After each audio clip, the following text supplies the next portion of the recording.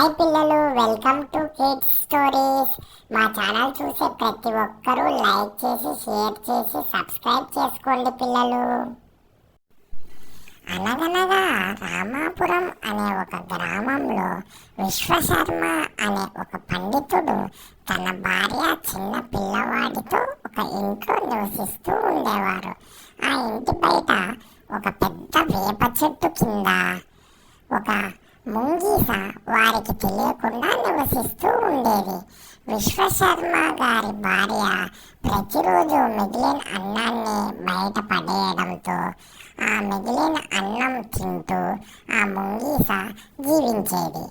ఇలా కొన్ని రోజులు జరగగా విశ్వకర్మ ఒకరోజు వేరే పని మీద బయటకి వెళ్తాడు.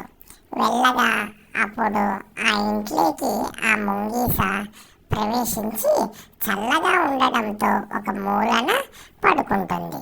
అప్పుడు ఆ ఇంట్లో తన కొడుకు ఆడుకుంటూ ఉండగా ఎటువైపు నుంచో ఒక పాము ఇంట్లోకి చొరబడుతుంది. దాన్ని చూసిన ముంగీస రోజు అన్నం తిన్న విశ్వాసంతో ఆ పిల్లవాడిని కాపాడడం కోసం ఆ పాముని చంపేస్తుంది.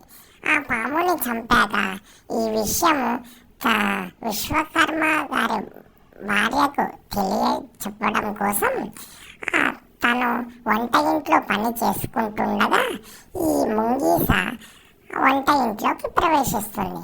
ప్రవేశించడంతో తన భార్య ఆ ముంగీసను చూసి తన పిల్లవాడిని ఏదో చేసింది, తన నోటికి అంటుకున్న రక్తాన్ని చూసి తన దగ్గర ఉన్న రోకల బండతో దానిపైకి విసిరేస్తుంది.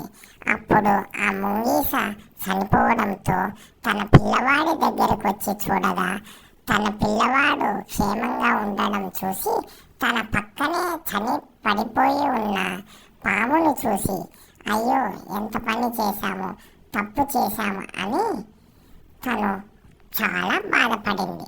అందుకనే తొందరపాటుతో ఏ నిర్ణయం తీసుకోకూడదు అని ఈ కథను వింటే మనకు తెలుస్తుంది. పిల్లలు, మీకు ఈ స్టోరీ నచ్చినట్టయితే తప్పకుండా లైక్ చేసి, షేర్ చేసి, సబ్స్క్రైబ్ చేసుకోండి పిల్లలు. బాయ్.